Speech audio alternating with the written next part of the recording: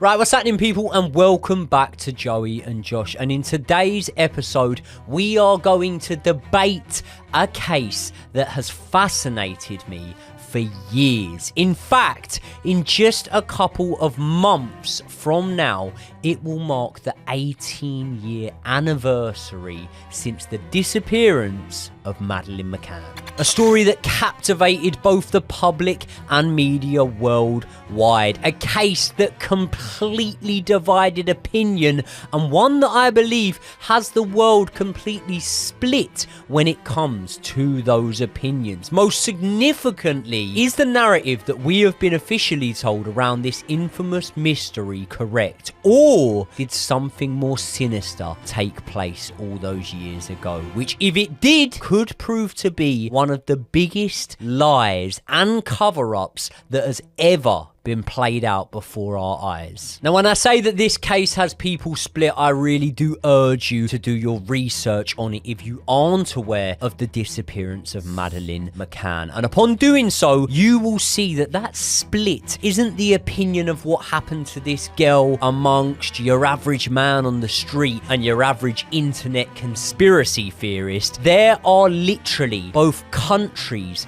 and national police forces who have conflicting views on what happened that night on May 3rd in the seaside town of Praia da Luz, Portugal.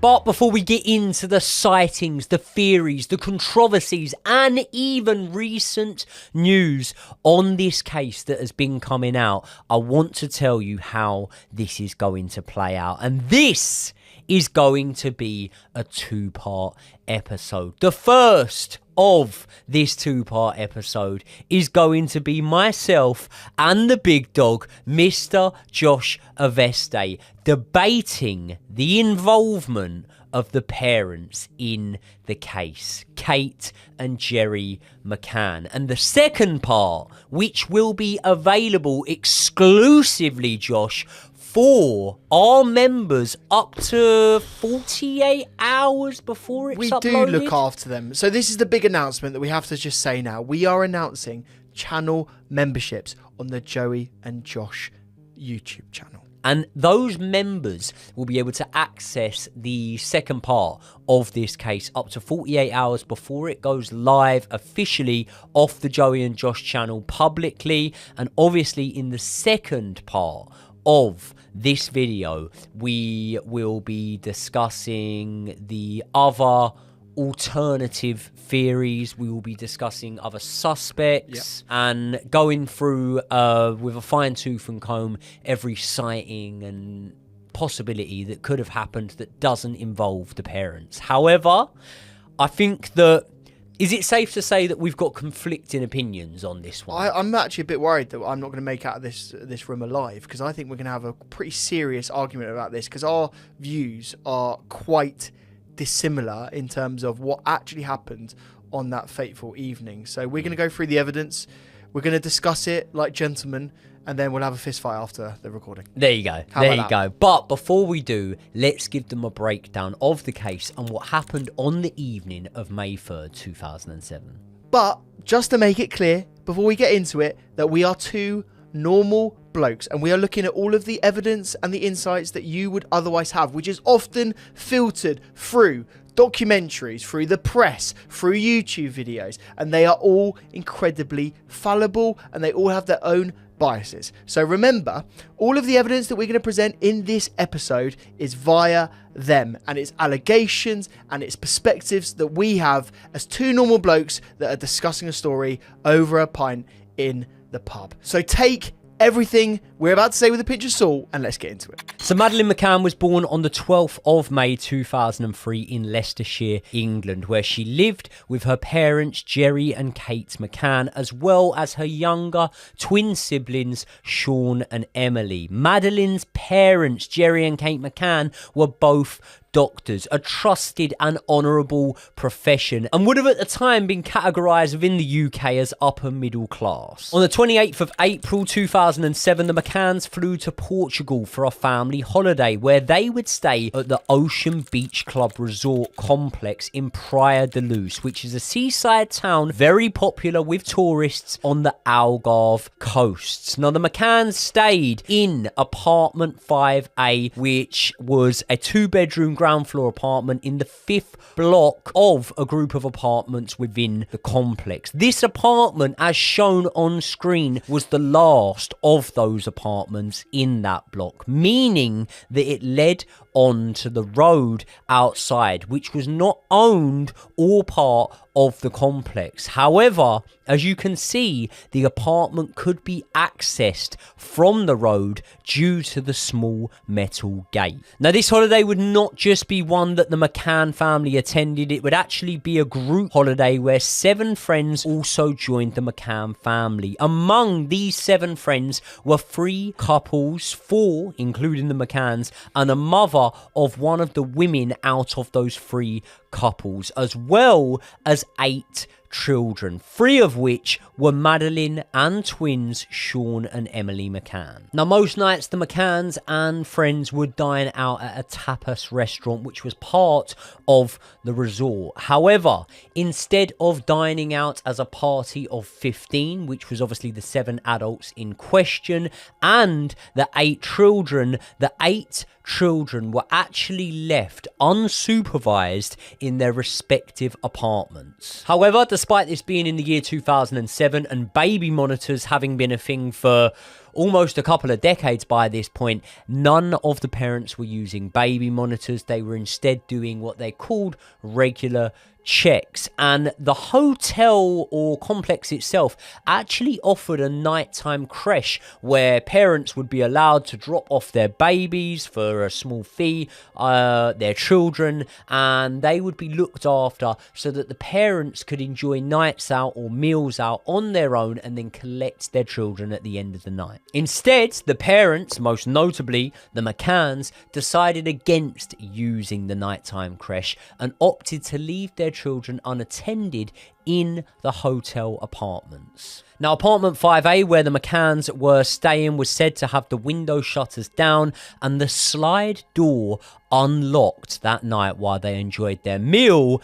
and their alcohol. This would lead to the adults who dined at the restaurant being dubbed the Tapas 7. What the parents did do was take it in turns to check on the children, with the McCanns originally reporting that a member of the adult party would take it in turns to check on each other's rooms where the respective children were sleeping. Initially, Gerry McCann described the checks as taking place approximately every 15 minutes. However, that night, the parents arrived at the tapas bar at 8:30 p.m. and the first check on the McCann children was carried out by father Gerry McCann at 9:05 p.m. 35 minutes after arrival rather than 15 minutes arrival. However, that check was carried out and Gerry McCann said that all was well. Jane Tanner was also one of the Tapas 7 and definitely one of the more well-known Tapas 7 in this case. Now, she claims to have left the tapas bar to check on her own child about 5 minutes before Gerry McCann had left to do the check on his kids. And after walking out of the side gate, she said that she saw Gerry McCann and another British holidaymaker having a conversation. However, after the incident took place and statements were taken, neither the British holidaymaker or Gerry McCann reported seeing Jane Tanner, which Portuguese police found very peculiar considering how small the actual area that they would have passed by was. Then, on her way back from checking on her own daughter at approximately 9:15 p.m, Jane Tanner apparently saw a man carrying a sleeping child around the size and wearing similar pyjamas to that of Madeline McCann, and he was carrying that child away from the apartment down the road. Now, when questioned by police, Jane Tanner was able to give a slight description of the man, and she described the man as white, dark-haired, around 5'7" tall, of South European or Mediterranean appearance, and between the ages of 35 to 40 years old, wearing gold or beige trousers and a dark jacket, and said that he did not look like a tourist. Regardless, after this sighting, Jane Tanner returns to the table with the Tapas 7 and doesn't report seeing a man carrying a child away from the scene. Shortly after that, at 9:30 p.m, Kate McCann had intended to go and check on the McCann children once again. However, she accepted the invitation of Matthew Oldfield to do it for her, as he was already going to check on his own children in the apartment next door to 5A. Oldfield noticed that the McCann's children's bedroom door was wide open, but after hearing no noise, he left apartment 5A without looking far enough into the bedroom to see whether or not Madeline was there. He returns to the table, and then at 10 p.m, Kate McCann goes herself finally to check on Madeline and the twins, to which she claims to have found the patio slide door closed yet still unlocked, and upon seeing that the children's door was now wide open, which she had initially said was left ajar, Kate McCann walked inside of the bedroom. She saw the twins. However, Madeline's bed was empty. All that was on the bed was Madeline's favourite toy cuddle cat, which she slept with at night, and the blanket that she had been sleeping in. She then apparently saw that the bedroom shutters and windows were now open. Kate McCann claims to have immediately run back to the restaurant where the Tapas 7 were dining, where she claims to have shouted, "Madeline's gone." However, near enough every other witness statement reports that Kate McCann actually ran back to the restaurant shouting, "They've taken her, they've taken Madeline." A man named Paul Moyes was staying in an apartment 2 floors directly above that of the McCann's apartment, and claims to have been on his balcony at the time that Kate McCann ran back to the tapas bar, and he stated that he heard Kate McCann scream, "The fucking bastards have taken Madeline." 10 minutes after arriving back at the tapas bar, it is reported that Gerry McCann asked Matthew Oldfield to notify the reception and call the police. This call was made to the Portuguese police at 10:30 p.m, half an hour after Kate discovered Madeline missing, and the police arrived on the scene 40 minutes later. Now, despite extensive searches of the area, including the use of sniffer dogs, Madeline McCann was never seen again. So you and I have discussed this over and over and over again. I think the key interest for everyone that was following this case, and bear in mind this was probably the biggest news case at the time, it went everywhere. Easily. It was huge. The key thing that we have to say is, did the parents do it or not? My perspective on it, I don't think the parents did do it. Your perspective on it, Joey? Well, I think that you'd need to rephrase that, because what you've just said there is your perspective is that did the parents do it? Now, do it implies that there is something that has been done. My perspective on it is that I feel strongly that the parents know more than they have ever let on to the media, let on to the police. And my perspective on it is that the events that unfolded that night are way more in line with what the Portuguese police, who initially investigated the case, believe, rather than what Scotland Yard believe. So can we have a look at this from an evidential perspective? Can we have a look at what actually happened and try and have a constructive discussion about this? Of course So, we can. In the immediate aftermath of the disappearance, the McCanns were interviewed by the police. They were talked to by the police. Yep. And they gave what you feel are, conflicting statements.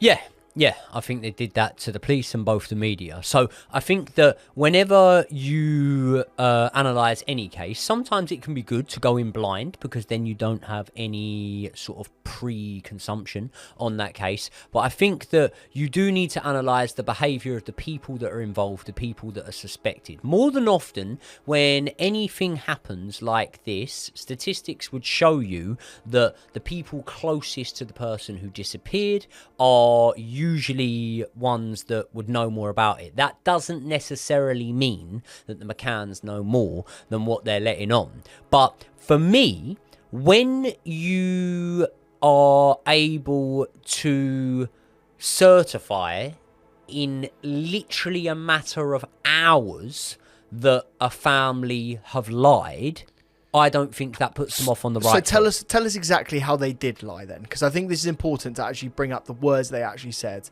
and because if it's a small error, and let me just set my stall out here. Their daughter's just gone missing. Yep. It's an incredibly stressful moment. They're focusing on trying to get their daughter back. They are stressed beyond belief. I'm not a father, but I can imagine how incredibly concerning it would be. And mate, at the best of times, I get my stories mixed up. I can't remember the timeline of events yesterday. Yep. I can't remember what time I woke up and what time I went to sleep. So how are we putting so much pressure on them and that's to get this right? That's fair play, and you don't drink. Do you know what I mean? And when you go out for a meal, you don't have 14 bottles of wine ordered to your table, allegedly. I don't. So there you go.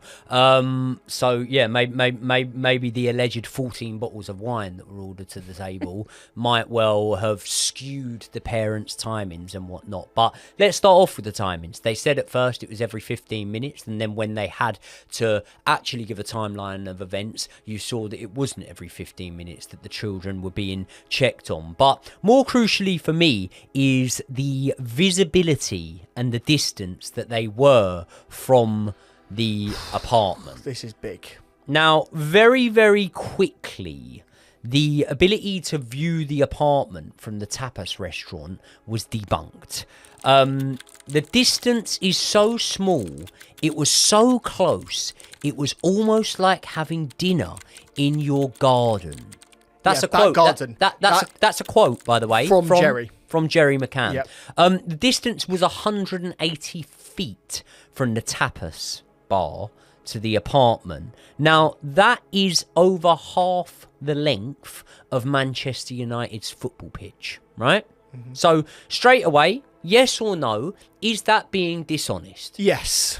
Because there isn't, what we should also say is there isn't even a clear line of sight from the Tapas bar to the apartment either. Well, so it's not just about the distance. Well, there you go. It's not just about the distance. Not only that, it was proven immediately after that the Tapas bar had a patio with a thick layer of plastic hanging down, as well as vegetation growing in front of the building that would further disrupt their view, right?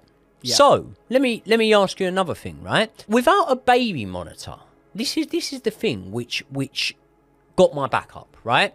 When you've done wrong, admit you've done wrong, yeah? Just admit, I have been an awful parent in this scenario. I've been massively negligent of my children. When you come out on the offensive, you're always going to get people's back up, because what do people respect in life? Truth, honesty. And if you were to come out and say, listen, I've been massively negligent here, we need to find our daughter. What Gerry McCann very specifically tried to do was he tried to downplay the situation and distance himself from the situation. But let's take him at his word and say the distance was so small that it would be like sitting in your back garden having a meal while your children slept inside. Can I ask you something, Josh? Come. Would you sit in your back garden and have a fucking meal while your children are sleeping inside? Would you do that? No. Would you do that? Would you do that if you had a house? Would you do that if you had a flat? You know, when I'm sat in my front room and my daughter is asleep in her bedroom, yeah?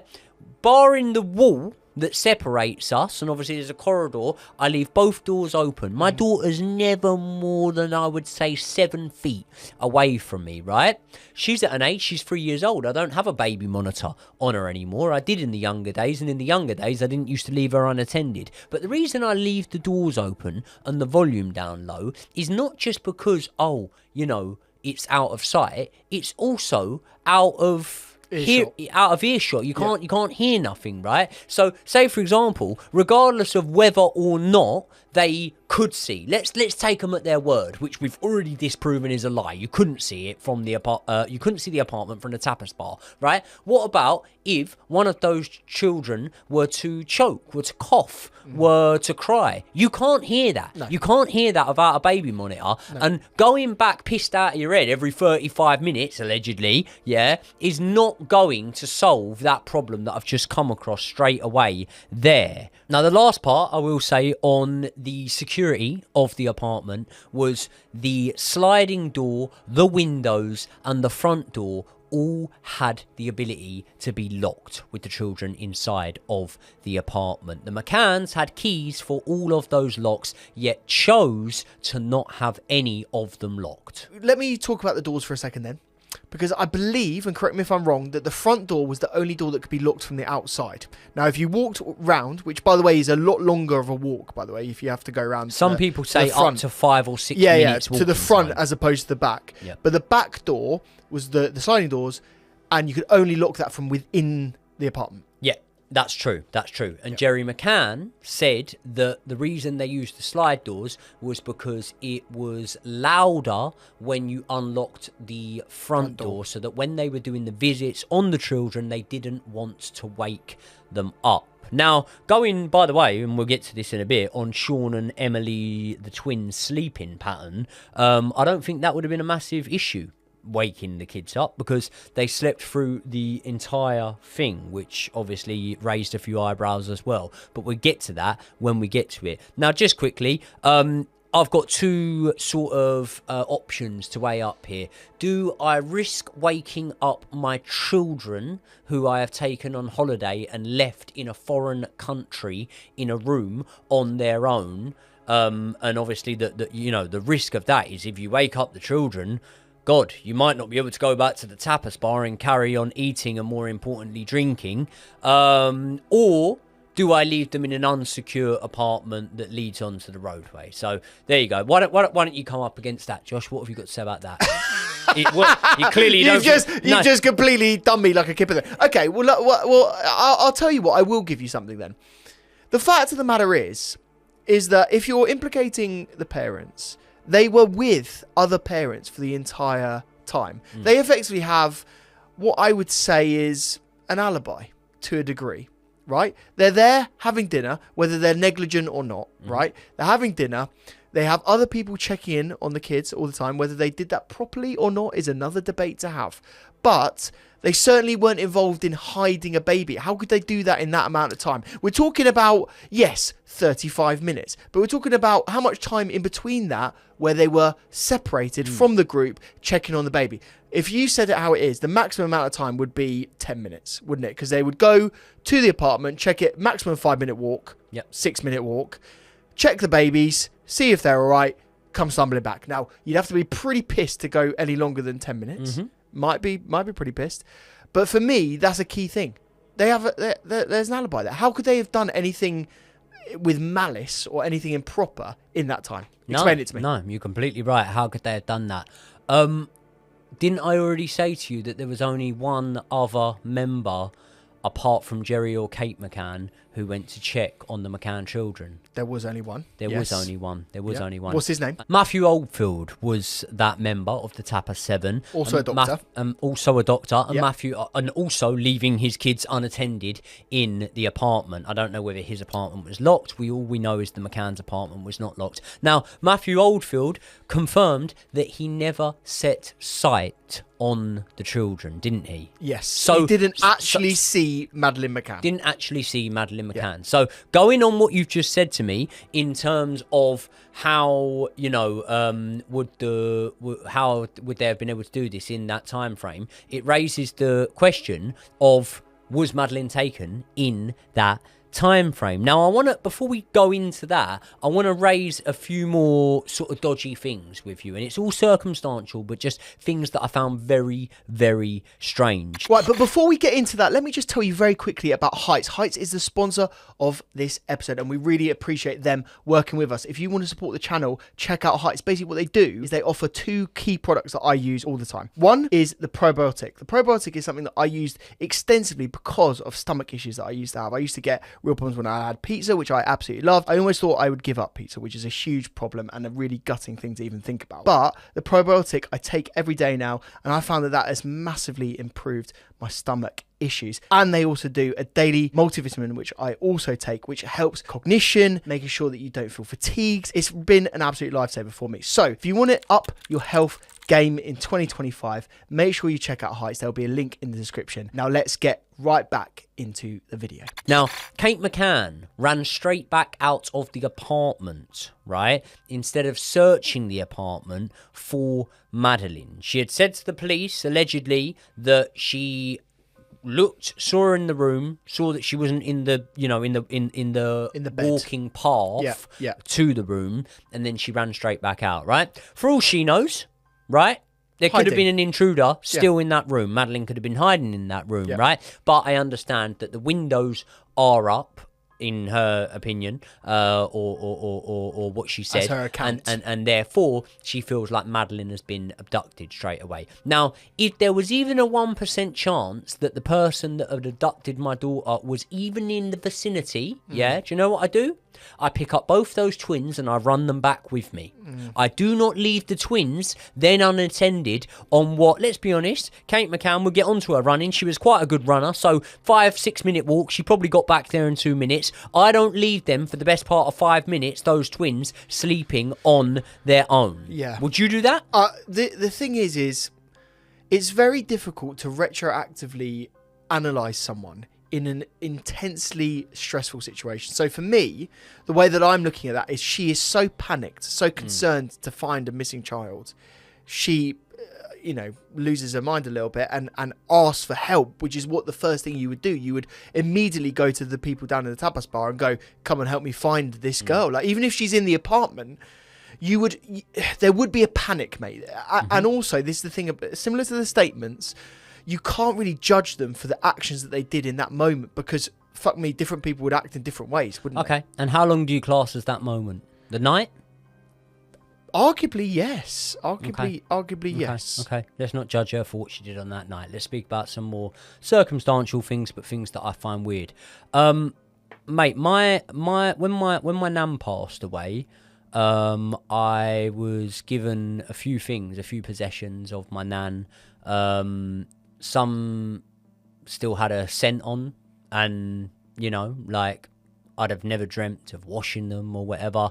I've still got texts on my phone. My nan passed away quite a few years ago now. I've still got texts on my phone from my nan, and I read them all the time, like when we're on aeroplanes and when you've got no signal and whatnot. Not the flights we get nowadays, we're all Wi-Fi'd up, but and you've got nothing to do other than look at photos and stuff like that on your phone. I read my texts from my nan all the time, stuff like that. Would you find it weird if I deleted them texts? I honestly, this is the kind of thing now where we're starting to get, and I'm questioning it, because I don't understand the evidence of that at all. Cuddle Cat was the prized possession of Madeleine McCann. She couldn't get to sleep without Cuddle Cat. Cuddle Cat was in the bed with Madeleine McCann that night. Obviously, the thing to do would be for the police, the Portuguese police, to seize Cuddle Cat and obviously test it for fingerprints and whatnot and whatever. For whatever reason, that night they didn't take Cuddle Cat. The following day, Kate McCann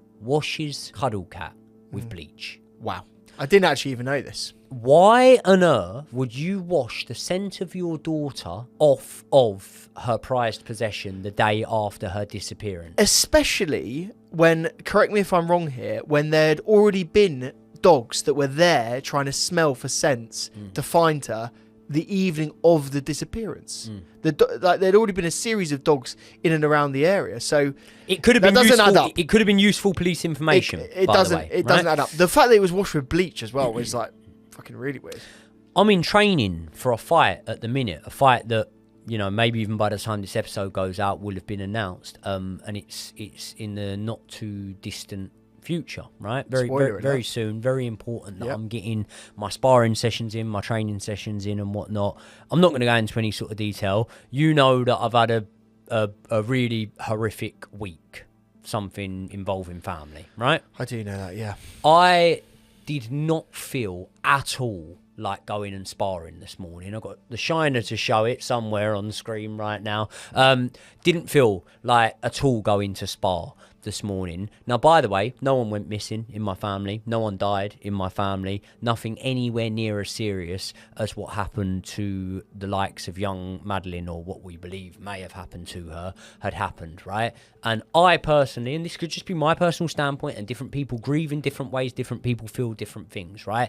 There's no part of me that wanted to do any sort of sport this morning because I've had such a stressful week, right? Now, Kate and Gerry McCann booked in tennis classes and had games of tennis in the days following Madeline's disappearance. They also regularly went out jogging. Would you say that's an act of clearing the mind? Because it could be. I could be misinterpreting that, and I could just be basing how I would react in terms of exercise would be the last thing on my mind. I wouldn't be wanting to take my mind off the case. I would want to be trying as hard as I can to be out there on the ground looking for my daughter rather than fucking playing games of tennis. Or am I being really harsh there? To be honest with you, how the hell can you excuse that? If I'm using the point in which they're distraught to a level in which they're not making rational decisions, they're not going out and playing tennis. Again, not a father, but I would never even do that. But it wasn't just that. I think we also have to talk a little bit about the statements and the way that they dealt with the media, because I also think that kind of backs up your point. And to be honest with you, I'm kind of going against what I'm saying here.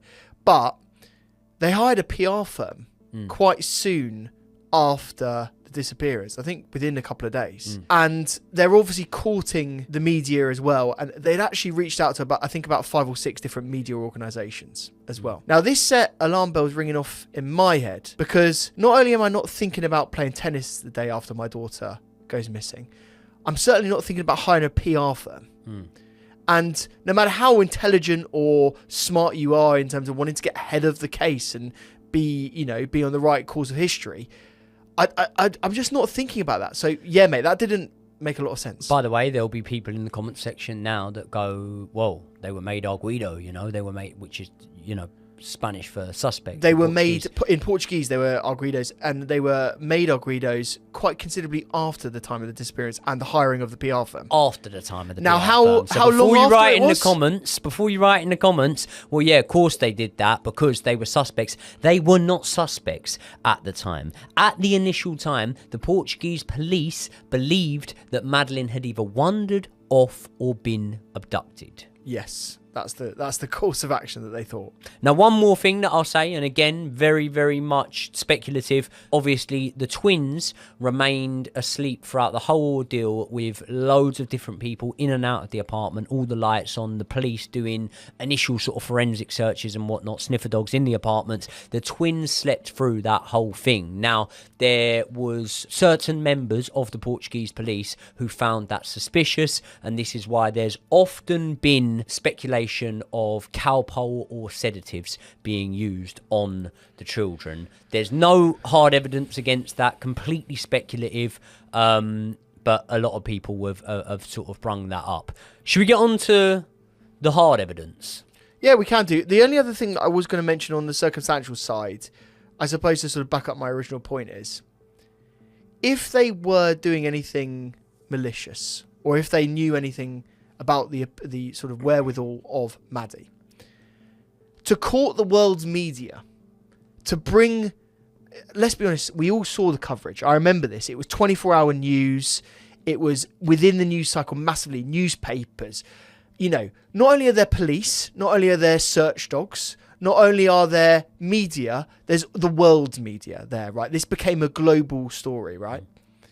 So to do all of this and then know where your daughter's body is, if you've hidden it, which is the accusation I presume you're sort of going after, then is that not a bit weird to do? Like, that's almost a bit psychotic.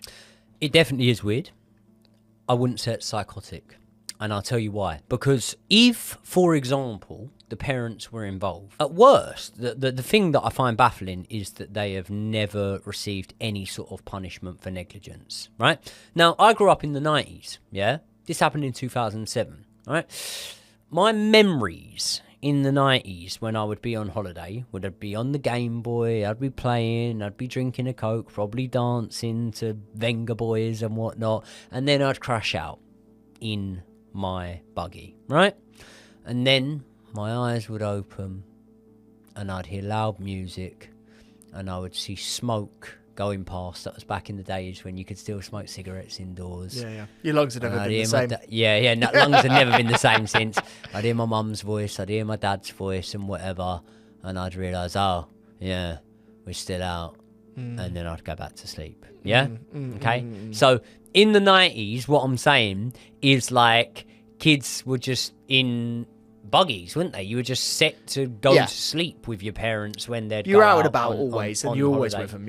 Yeah, that's what I'm saying. So I just find it weird, you know, that they were left in the apartment. I don't find it weird. I find it very, very selfish, and I think that that's massive neglect on their behalf. Very surprised that they were never done for any sort of neglect, but I understand that the clear neglectful nature of the parents, which you can't argue that, can you?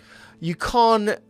No, Josh. No, Josh. I'm trying to come up with a reason. You're trying to play can't. devil's advocate. You're trying to be fair here. You're trying to not offend anyone. You can't argue. I'm a parent, Josh. You can't argue that these people were massively negligent against their children, right? And whether or not someone else took their child, I'm of the opinion that shows that they do not have the capability as parents to look after the other two children. And bear in mind, they still have the twins within their guardianship. Yeah. They still have two kids that they look after and have never had any problems with those kids. And maybe they've learnt from the lessons and maybe they've never been negligent again since. Maybe they were never negligent in the first place before, right? Yeah. But, you know, I might drink drive for the first time tonight and run someone over with my car. Doesn't matter whether I've done it before. Doesn't matter whether I do it after. I will be punished for that crime. I find it mental that they weren't. Let's move on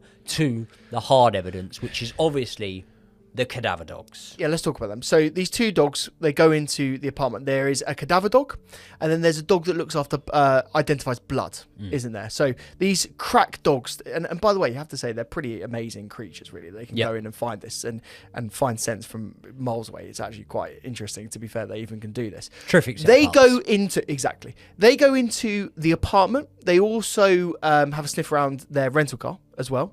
But the main thing that we all have to discuss is the apartment, because these dogs go crazy when they go into this apartment, don't they? Like when they identify, they bark and they point to areas in which they have found certain things. So those areas being the cupboard in the parents' bedroom and a scent that they picked up from behind the sofa. Was that the cadaver dog or was that the blood dog, or was it both of them? Both of them. Okay. The blood and cadaver dog were picking up on those scents, right? Now, it's worth noting, what you didn't note there was you just said, they went into the apartment. They also went in to every apartment in that block, and they went into every apartment from the Tapas 7. So that's in itself there another 3 apartments, and every apartment in that block. So they didn't just go into the McCanns one, they went into multiple apartments. Not one apartment did they pick up on any scent, and then miraculously apartment 5A, they pick up on that.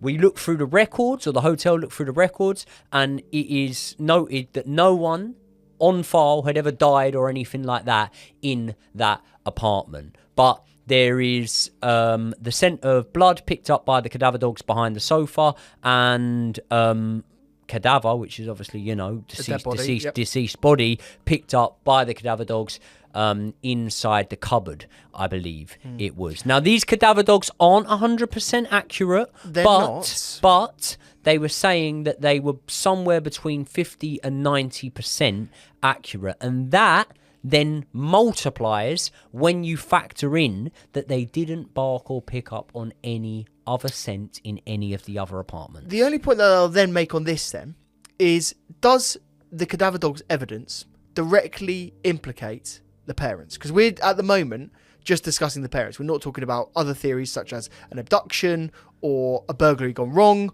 or anything like that, right? We're just discussing the parents. Does that evidence implicate the parents?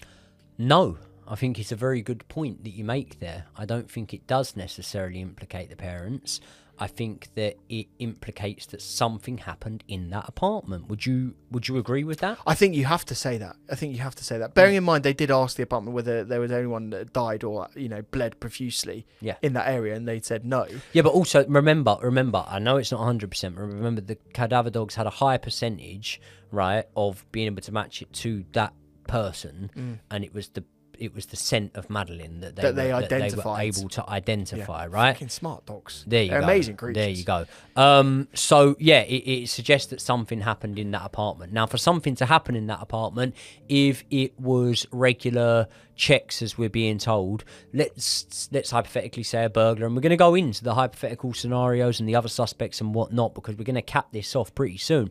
But let's say, for example, a burglar or something like that got in there, they did something to Madeline. Would they have had time to clean up? Would they have had time to then get out? Would they have also climbed back out of the window with Madeline, rather than just letting themselves out through the back door or whatever? Back door and the side gate? No, I don't think they would. And also, what we're talking about in terms of timings is an absolute maximum of half an hour difference between the individuals that checked the kids. Yeah, effectively, right? Now, the only incongruity there is that the man that went in that wasn't Gerry didn't necessarily identify that Madeline was there, and also said that the door was wide open. He said that, whereas the door Gerry was said open. that the door was ajar. So maybe we're talking about an hour, not half an hour. Yes, but what I'm saying is the man never laid eyes on Madeline. Yeah, Gerry and Kate McCann are, they're dishonest people. Whether or not they're involved in the disappearance of their daughter, they're not telling it how it is. They're dishonest people. You cannot deny that these people are dishonest. They said it was like sitting in your back garden and having a meal while your kids were asleep inside. It's been completely debunked. So as soon as you've been dishonest, now you're relying on the words of dishonest people. And the words of dishonest people, or the claims of dishonest people, are that Madeline was seen at 9:30 and 8:30 and whatever, whereas actually there is no hard evidence that Madeline was seen by anyone for hours before that, which then opens up a time frame where if something had have happened to Madeline, there would have been time, if the parents were guilty of doing something, to discard of a body. Now, by the way, I'm not claiming that I think that's the case. I'm honestly not. I'm telling you that it's my firm belief that the parents know more than what they have let on. But I think that we've covered, for the most part, the suspicion around the parents in this episode, have we? I think we have. I don't think there is any conclusive evidence to say that they're absolutely guilty. Otherwise, the Portuguese police would have kept them as suspects for a lot longer, and they would have gone to trial. So I think they've either done a very good job of clearing up what happened, and a series of amazing circumstances would have had to happen, where they had to keep a body refrigerated for a while, then put it into a car, then disposed of a body. There's a lot of stuff that would have had to happen for them to be directly implicated in hiding a body. Can I ask you a quick question? Go on. You said you don't think there's any conclusive evidence that they were involved. Do you feel there's any conclusive evidence that there was an abduction that night? No, but I think this is why the stories are so interesting. I mean, there is conclusive evidence in the fact of one of the Tapas 7 said that there was a man holding a child running away from the apartment. Oh, really? There was. Really? There was also evidence of a few people that said that they were sure that they saw Gerry McCann walking down towards the beach with a child that night too.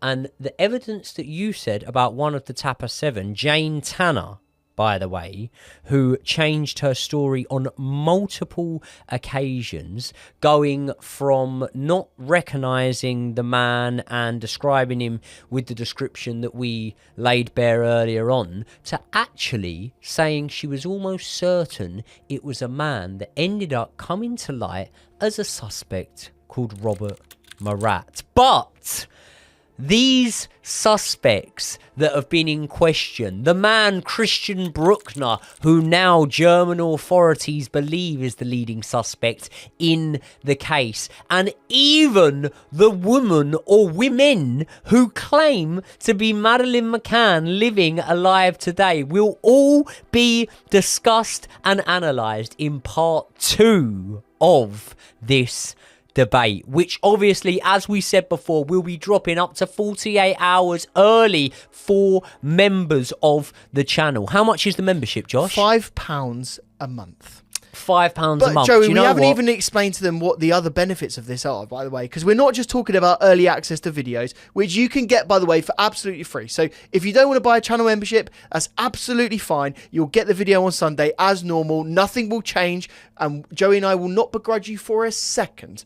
So if you do want to get the memberships, though, you will not only get the videos early, but we are also going to do a weekly review of each of these videos and a Q&A where you can ask us anything we want as a live stream that will go up only for channel members on the Joey and Josh channel. So it will be me and Josh. You won't need to be, sending super chats in or whatever for us to answer your questions. It will be us two on a stream together. And we will be doing a weekly episode for about an hour each week where we discuss the episode we've dropped or just genuinely answer the questions put in by you guys, the members of the channel. The hardcore. And this is the thing, right? We really appreciate anyone that does join that, because the early adopters that are going to be in those live streams are going to have access that you've never even imagined. Yeah.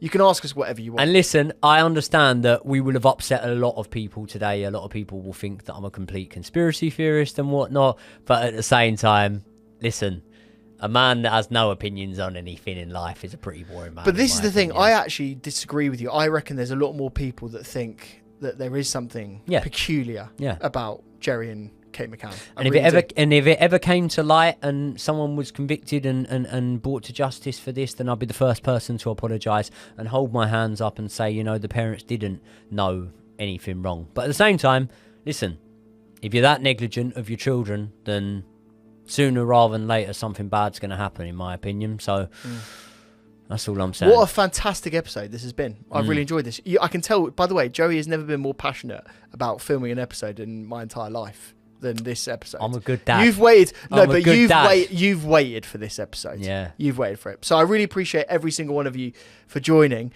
Part 2 is going to be explosive. It's going to be serious. We'll see you all in the next one.